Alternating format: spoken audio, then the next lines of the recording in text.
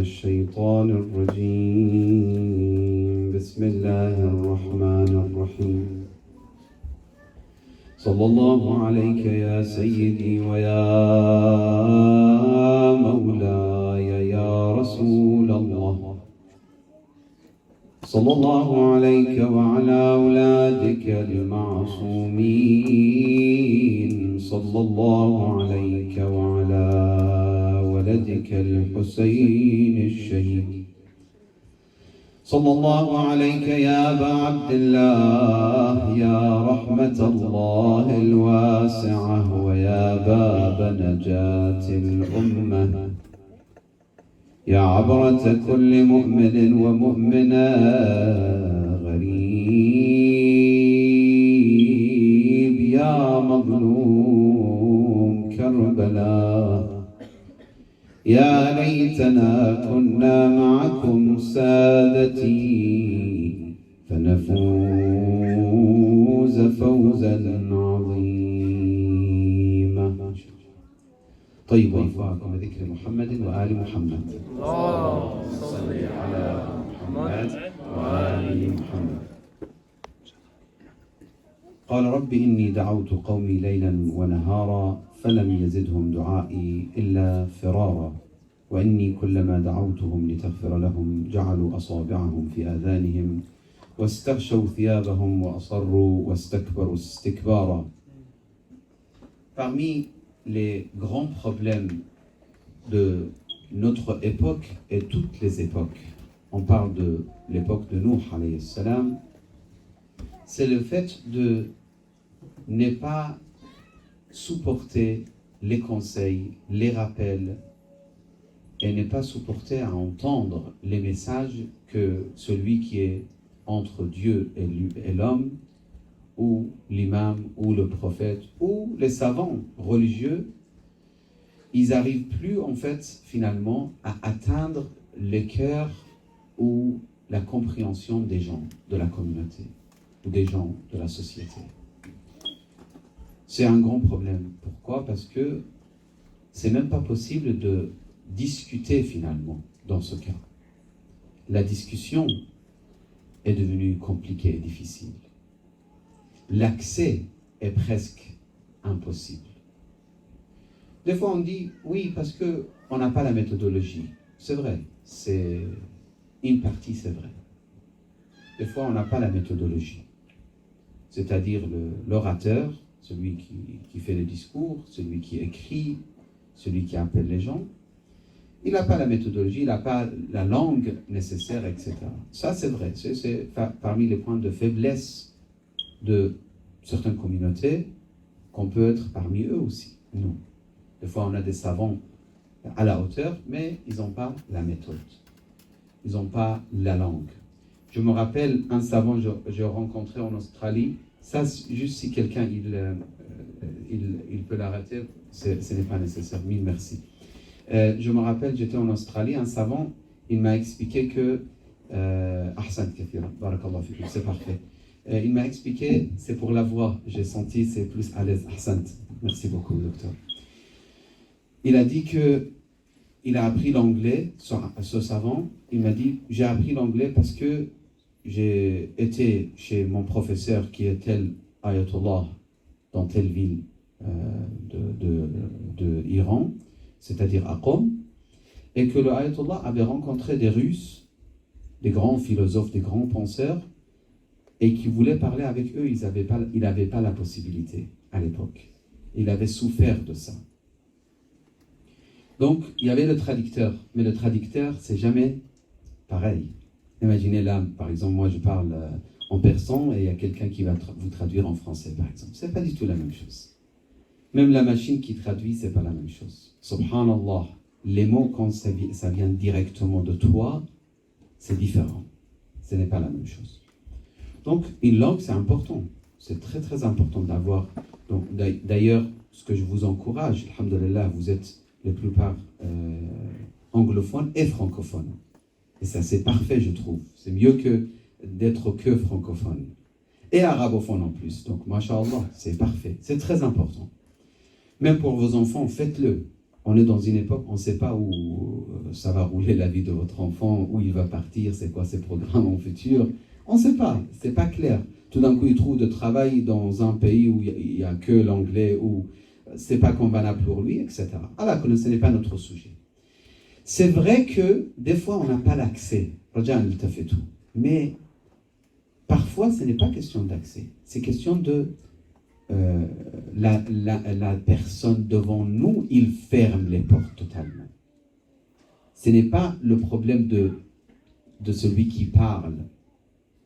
C'est le problème de celui qui écoute. Lorsque quelqu'un qui écoute, il veut absolument écouter tout ce qui l'intéresse dans le monde matériel, il ne peut pas se déplacer ici à Montréal, venir ici pour t'écouter, parler de Imam al-Hussein, parler de Ahl al-Bayt. J'ai des choses à faire, Cheikhana. Moi, je n'ai pas le temps pour toi. Mais c'est un chiite. Oui, c'est un chiite. Walakin yumanninuka. Je suis venu une fois, Cheikh, mais j'ai pas trop de temps. Alhamdulillah, je suis trop occupé. Alhamdulillah, j'ai mes lectures. Chouf, hada huwa ma yurid yasma. Il ne veut pas entendre finalement. Il ne veut pas écouter. C'est lui qui ferme la porte. Et ça, c'est des degrés. Attention. Le pire, on l'a vu à l'époque de Nuh. Je traduis rapidement, si vous me le permettez. Sallu ala Muhammad wa اللهم صل على محمد وآل محمد. قال رب إني دعوت قومي ليلا ونهارا. Qui parle? Nuh dit, j'ai appelé mon peuple jour et nuit. Moi, en tant que petit serviteur dans l'école d'Ahl Bayt, si je viens dans un centre et que je trouve les gens, ils ont pas envie d'écouter, je dis, je viens plus. Tout de suite, on dit, il ne veut pas écouter, je veux dormir. C'est pas ma responsabilité. Je ne vais pas me casser la tête, je ne veux pas me fatiguer pour rien. Nabiullah, 950 ans, appeler les gens vers Allah. Waqa'an, fawq al-khayal. Quelle patience. قال رب إني دعوت قومي ليلا ونهارا. Jour et nuit. Mais les résultats, فلم يزدهم دعائي إلا فرارا. À chaque fois que je les appelle, ils s'éloignent encore plus. Aujourd'hui, quelqu'un m'a posé cette question, il m'a dit, des fois on veut réunir les jeunes, mais lorsqu'on insiste, les jeunes, ils s'éloignent encore plus. Des fois, c'est le cas. Des fois, malheureusement, c'est le cas. Quand tu insistes, peut-être ça devient encore pire et plus compliqué. وَإِنِّي كُلَّمَا دَعَوْتُهُمْ لِتَغْفِرَ لَهُمْ جَعَلُوا أَصَابِعَهُمْ فِي آذَانِهِمْ. Imagine, ils mettent leurs doigts dans leurs oreilles. Et là, j'ai vu une vidéo de quelqu'un qui prêchait, qui faisait des discours, un chrétien. Il parlait avec des gens, je ne vais pas rentrer dans le détail. Il leur donnait des conseils, etc. Ils ont commencé à sauter devant lui, ils ont commencé à faire des gestes, etc. D'autres qui applaudissaient, d'autres qui dansaient, d'autres qui criaient.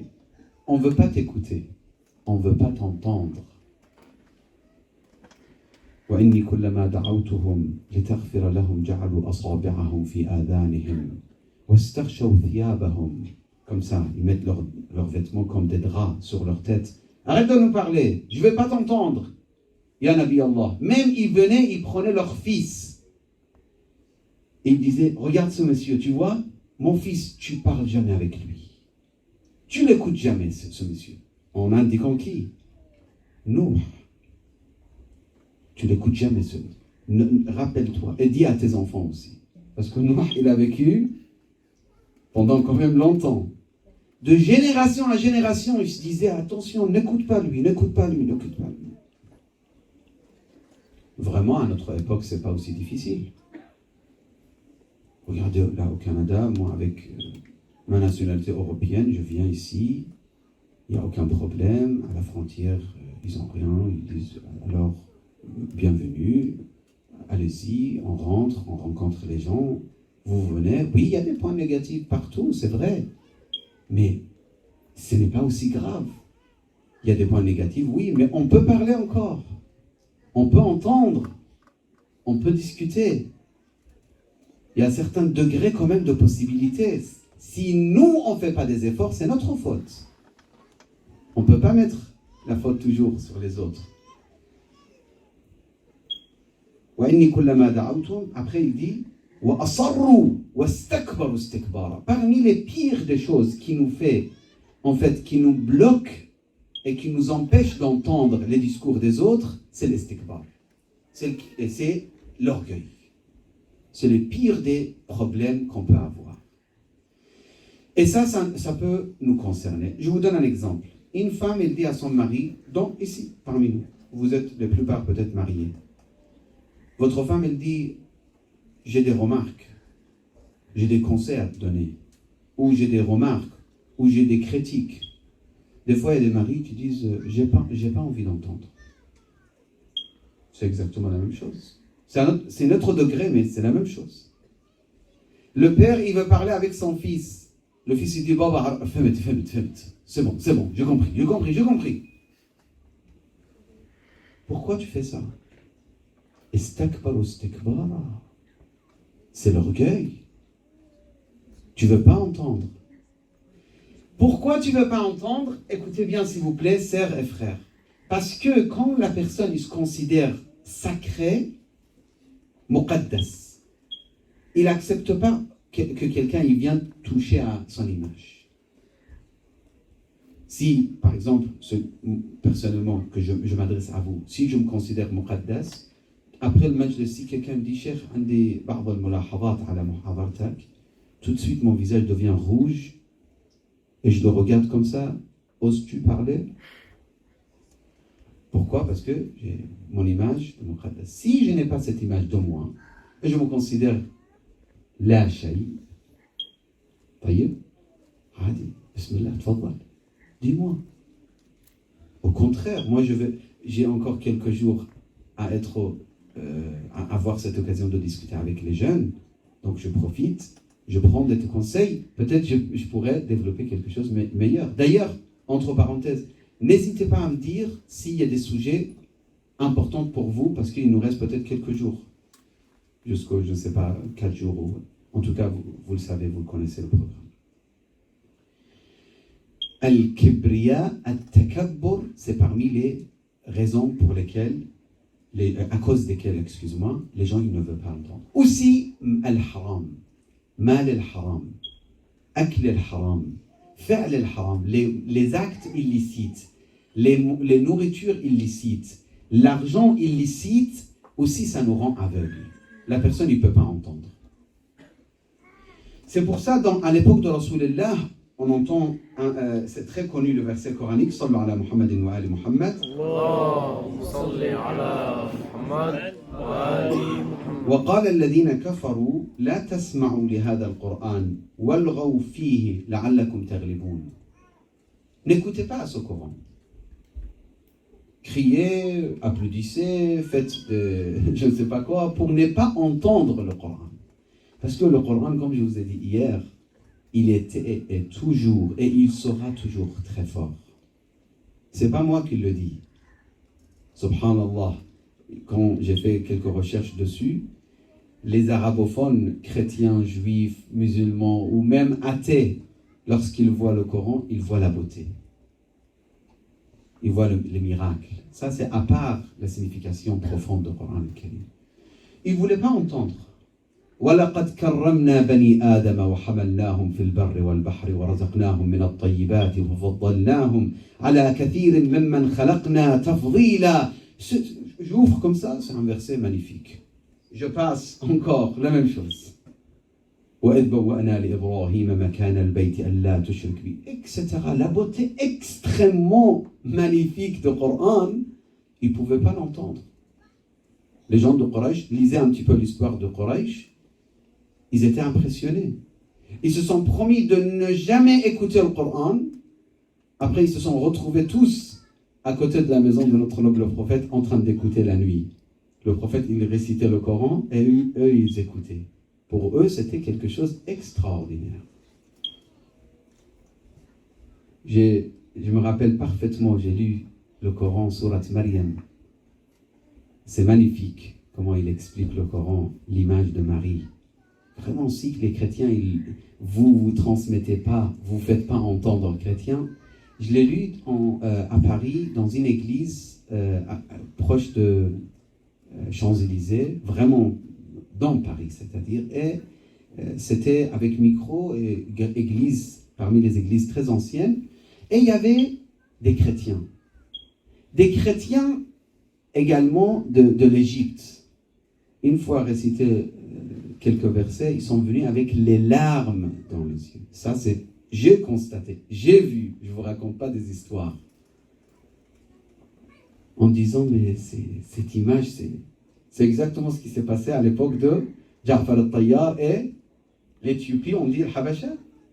C'est exactement la même chose. Ala kulli hal, il y a des gens, aujourd'hui, à notre époque, qui ne veulent pas écouter, mais il y a des gens qui veulent écouter, mais nous, on n'a pas fait suffisamment d'efforts pour leur faire écouter. Je pense, pour petit à petit, Inch'Allah, passer au Majlis Moussa ibn Ja'far, Muslim ibn Aqil, alayhi salam, j'aimerais bien juste résumer, si vous me le permettez. Donc, pour certains gens, oui, on n'a pas d'accès. Ça, c'est une réalité. Parce qu'ils ont complètement fermé le chemin à cause de leur péché, à cause de leur orgueil, quoi que ce soit. Ils ont totalement fermé. Il n'y a pas d'accès. Ça, c'est une réalité. Mais pour certains gens, c'est notre faiblesse. Et ce n'est pas le fait qu'eux, ils ont fermé le chemin. Non, c'est notre faiblesse. Sinon, moi, je vous pose une question. Ça fait à peu près 10 ans que je viens ici à Montréal. Et ça fait pas mal de temps que je connais certains jeunes ici. On partait d'abord dans une salle louée quelque part avec les jeunes d'ici. Et après quelques années, j'ai commencé à venir ici voir les enfants, etc. Toute une histoire. C'est incroyable comment ça se passe la vie. Mais, je vous pose une question. Depuis jusqu'à aujourd'hui, où sont vos amis que vous avez invités ici? C'est pas pour critiquer qui que ce soit. Mais vous n'avez pas un ami pour ramener chaque fois avec vous? Un ami qui ne connaît pas Ahl al-Bayt? Un ami. Ça, c'est parmi les comportements de d'autres communautés que je trouvais, je peux le mentionner, les Maghrébins.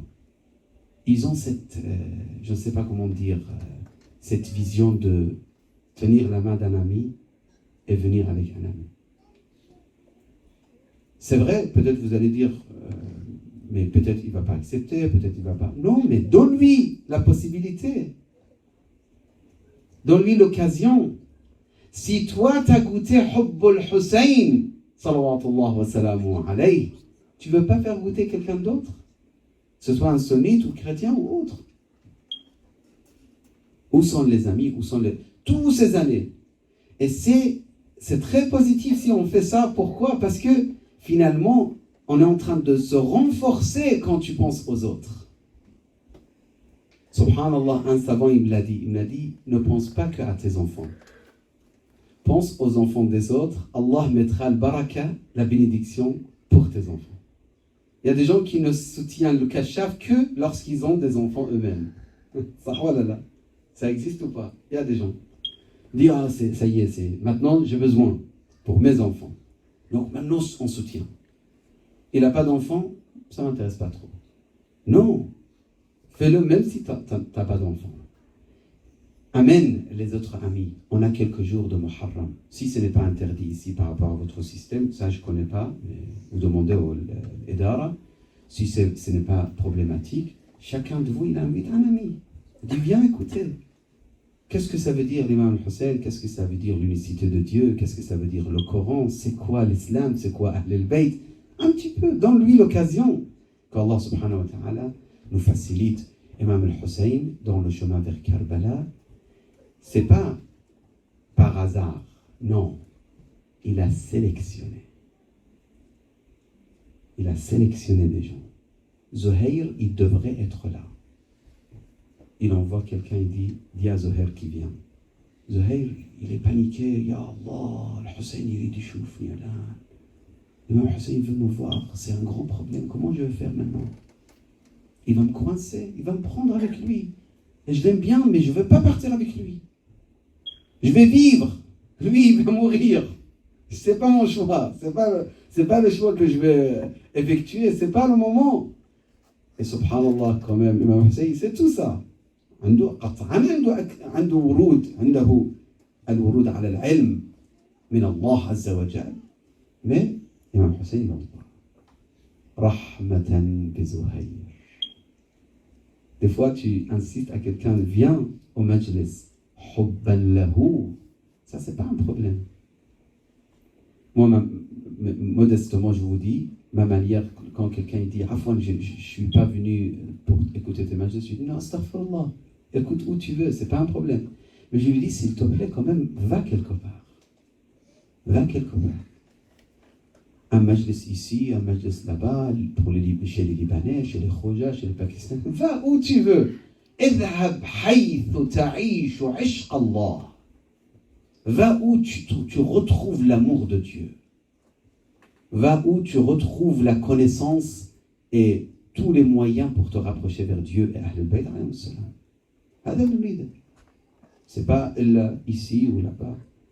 Que ce soit devant moi 1000 personnes, 200 personnes, 50 personnes, 10 personnes, pour le jour du jugement, ça change absolument rien. Subhanallah, le système d'Allah, c'est incroyable. وَلَوْ شَاءَ اللَّهُ لَهَدَى النَّاسَ جَمِيعًا. Qui est Mustafa pour Zayd ou Amr ou Hajj ou Sheikh ou Sayyid pour guider? Allah.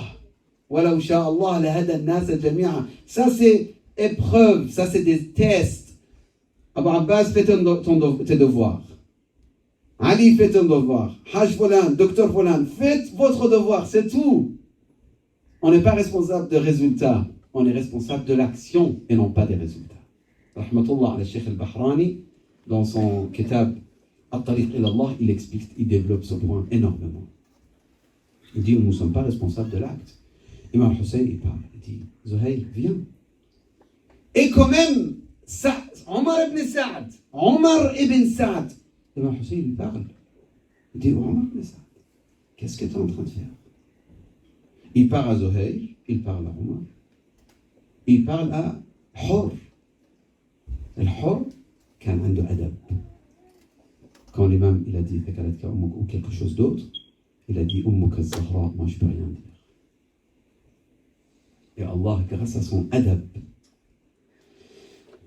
il l'a protégé de l'enfer. Inni khayru nafsi, etc. Bayna al-jannati wal nar. Chacun de nous, on est dans la même position. On ne ferme pas nos oreilles. Ikhwani, akhawati, ne croyez pas que ça concerne que les gens de Nouh. Non, à notre époque aussi.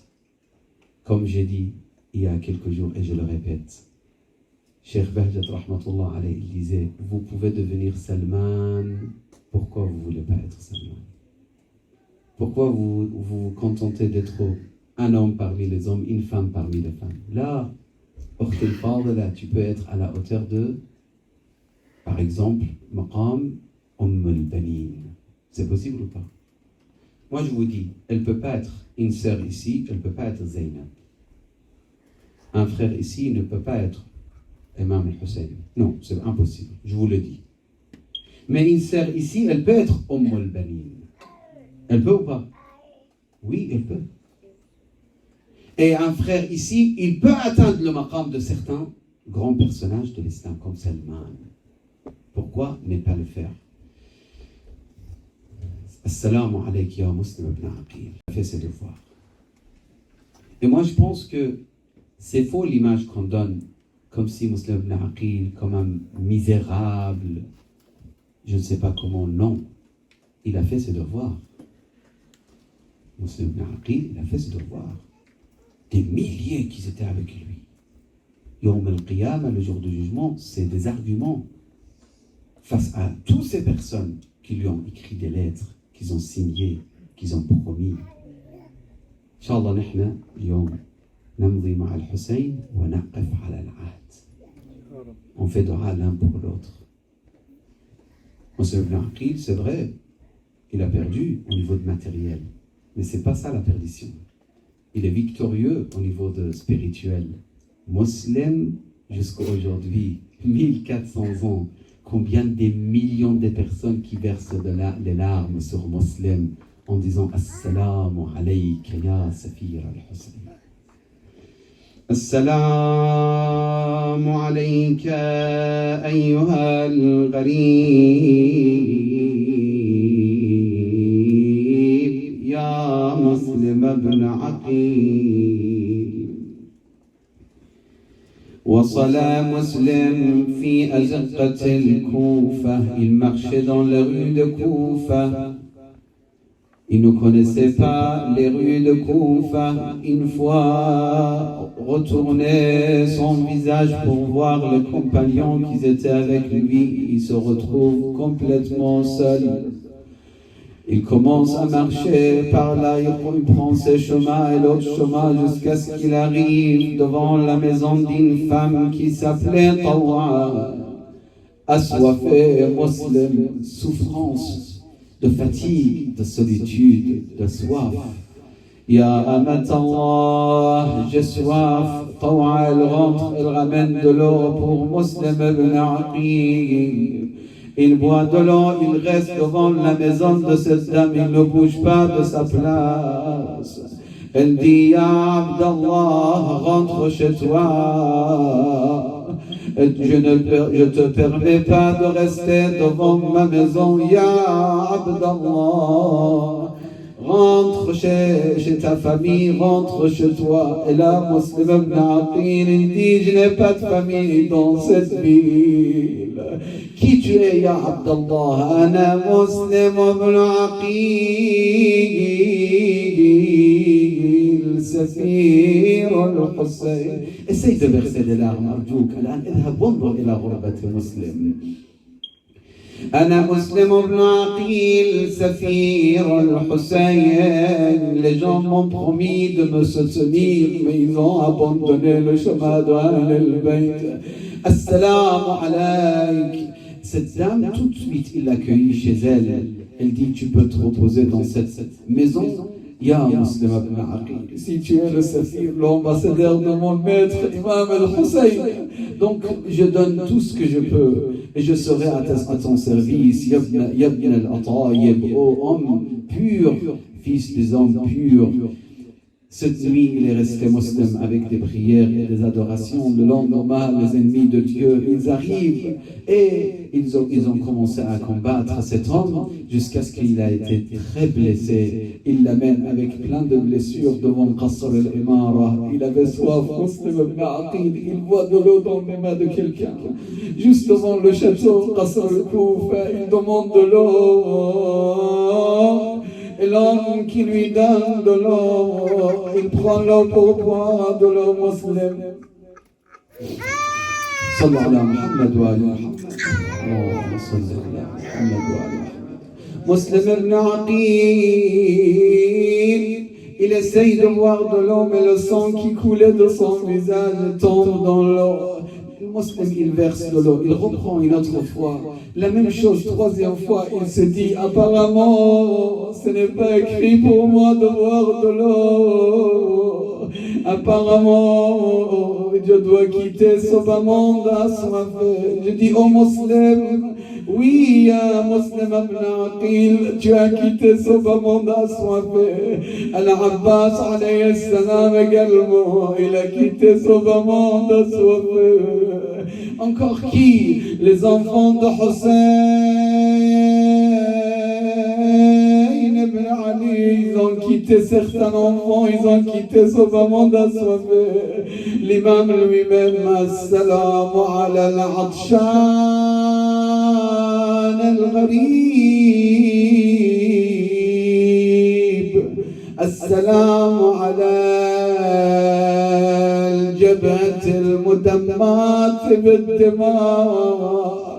السلام على اللحية المخضبة بالدماء. لا حول ولا قوة إلا بالله العلي العظيم. إنا لله وإنا إليه راجعون. وسيعلم الذين ظلموا أي منقلب ينقلبون. إلهنا نسألك وندعوك بمحمد وعلي وفاطمة والحسن والحسين والتسعة المعصومين من ذرية الحسين إلا عجلت في فرج إمام زماننا يا الله. اللهم عجل في فرج إمام زماننا اجعلنا من خير أنصاره وأعوانه اشف كل مريض رد كل غريب فك كل أسير أصلح كل فاسد من أمور المسلمين إلهنا فرج عن أمتنا الإسلامية في كل مكان يا الله. Ya Allah, on te demande par Mohammed ou Ali Mohammed de protéger nos enfants, de nous protéger et de nous éloigner de toutes sortes de péchés. Ya Allah.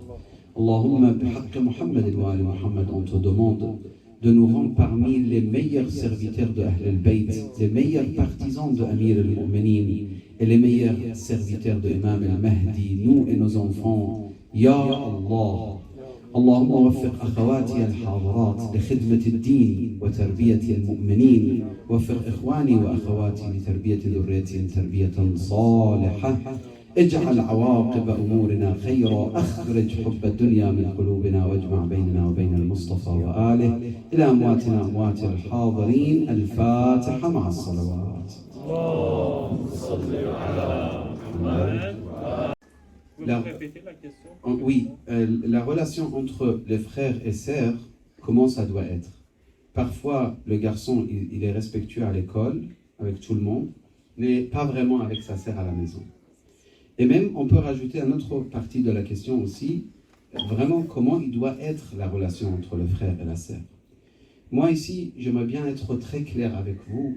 Premièrement, c'est très important pour les enfants de savoir que s'il n'a pas de comportement avec sa sœur, ou la sœur n'a pas de comportement avec son frère, ce que je dis à mes enfants, ils vont vraiment rater la proximité divine. Ils vont le rater. Parce que ça commence par l'intérieur. Comme le mari et la femme, je le dis, je me conseille, c'est-à-dire d'abord, personnellement, et je m'adresse à vous également. Si l'homme, il est sauvage avec sa femme, il ne doit pas croire qu'il peut s'approcher de Ahl Bayt. Il va rester un peu, oui, il est chiite, etc. Ahl Bayt kiram, biqbalou mumkin. Parce qu'il va vraiment rater beaucoup de choses. Et si la femme, elle est mal polie avec son mari, exactement de la même façon, elle ne doit pas croire qu'avec Salat al-Layl, elle peut atteindre quelque chose. Salat al-Layl, c'est après. Première étape, c'est le comportement qui doit être magnifique entre l'homme et la femme, entre la sœur et le frère, etc. Maintenant, il y a un autre point que je me trouve un peu gêné de le dire, mais je le dis d'une manière autre, vous me comprenez, Inch'Allah. Le frère et la sœur doivent avoir une relation très respectueuse, mais pas non plus certaines relations qui sont un petit peu sentimentales. Et ça aussi, c'est problématique. Et je vois dans certaines cultures, la fille, elle se met très à l'aise devant son frère, avec des vêtements vraiment pas corrects. Ça, ce n'est pas une vision de Ahl Bayt alayhi salam non plus. Donc il y a deux points que je développe. Le point de respect et de vraiment respect, et le point de se mettre à l'aise d'une manière exagérée, que ce soit le garçon avec la fille ou la fille avec le garçon. Par exemple, la question de ne pas mettre le frère et la sœur dans la même chambre, par exemple. Tout ça, c'est des choses que vous devrez absolument faire attention sur ces points. Surtout à notre époque, aujourd'hui, ils commencent à dire il n'y a pas de. Tout ça, c'est pas important. Sœur, tante. Vous voyez, de toute façon, c'est pas la peine de développer. Donc, ces points, ils sont aujourd'hui un peu de cette manière. Nous, on n'attaque personne, on n'insulte personne, on n'a pas de problème avec personne, mais nous, on a une vision et une éducation. Donc, c'est très important dès le départ d'être clair sur ces points. Donc, respect entre frères et sœurs, c'est très important. Maintenant, parlons de Zaynab salamallahu alayha et l'imam al-Hussein ou Zaynab al-Abbas alayhi salam. Par exemple, là, on voit comportement vraiment céleste. C'est pas de cette vie de dunya. C'est extraordinaire. Ou l'Abbas avec l'imam al-Hussein, quand il dit Sayyidi. C'est pour ça, personnellement, une période de ma vie, je respectais toujours mes frères, mes deux grands frères, mais je ne comprenais pas l'importance. Après, j'ai vu, non, ça ne va pas. Respecter vite fait, ça ne suffit pas. Mon grand frère, vraiment, c'est mon grand frère. Vraiment, c'est important. Et mon petit frère, Rahma, c'est la même chose. Donc, vous voyez, tout ça, ça doit être vraiment développé et voir Ahl al-Bayt, comment ils ont vécu. Et nous, on essaye de appliquer de la même façon. Zaynab salamallahu alayha avec Sayyid al-Shuhada, C'était le comportement, comme je vous ai dit, des gens de demeure prophétique. C'est extraordinaire. Mais nos enfants, ils peuvent aussi apprendre en disant que sois un peu plus flexible avec ta sœur, sois un peu doux avec ta sœur.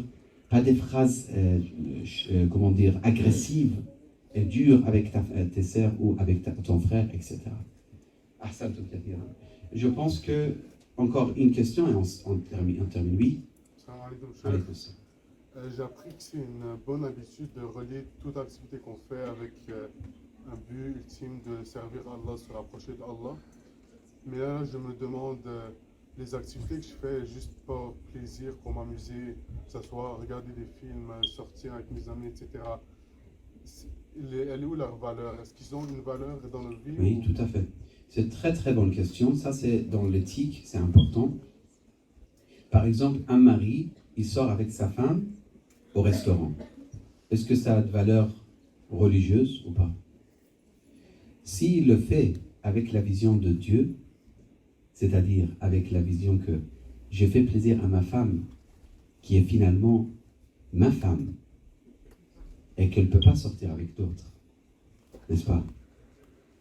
Et je lui donne cet amour qu'Allah m'a donné, parce qu'Allah aime ça, ça devient des fois 1000 fois mieux de prières facultatives à la maison, alors que ta femme, elle est abandonnée et souffrante ou je ne sais pas quoi. 1000 fois mieux que la prière que tu effectues, soi-disant alors que ta femme, elle souffre. Faire plaisir, ça dépend de l'intention. Partir au restaurant, même pour toi-même. Si tu prends la force pour revenir le kashaf, pour écouter un majlis, c'est quoi le problème? Au contraire. Jouer foot pour avoir la santé, absolument positive. C'est une adoration. C'est une adoration. Mais lorsque tu joues le foot et tu insultes ton ami parce qu'il ne t'a pas passé le ballon, là, ça se voit que ce n'est pas vraiment le cas. Ça a changé. Mais sinon, à la base, sport, c'est parfait. Repas, restaurant, vacances, même les vacances, choisissez vos vacances. Allez-y, partez aux vacances, mais choisissez votre vacances. Ne choisissez pas des vacances qui vous éloignent de Dieu, c'est tout. Ou elle vos vacances. D'ailleurs, moi, je vous le dis et je ne le cache pas. Personnellement, si j'avais le temps, j'aimerais bien faire des vacances. Actuellement, ça fait un bon moment, je n'ai pas eu le temps. Mais je profite quand même.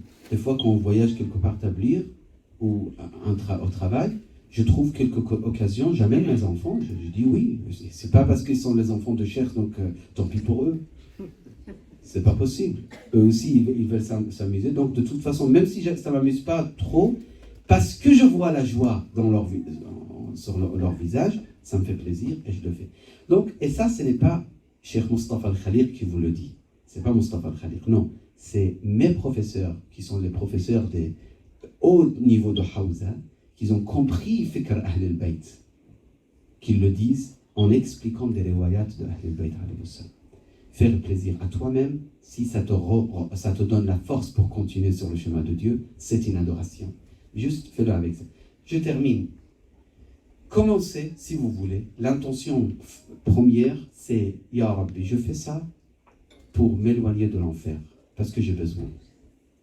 Et pour m'approcher de paradis. Ça, c'est la première intention. Après quelques années, vous allez automatiquement comprendre qu'est-ce que ça veut dire les wajhillah. Mais on ne peut pas commencer avec l'intention de wajhillah. D'abord, on commence avec l'intention de quoi? S'éloigner de l'enfer et se rapprocher de.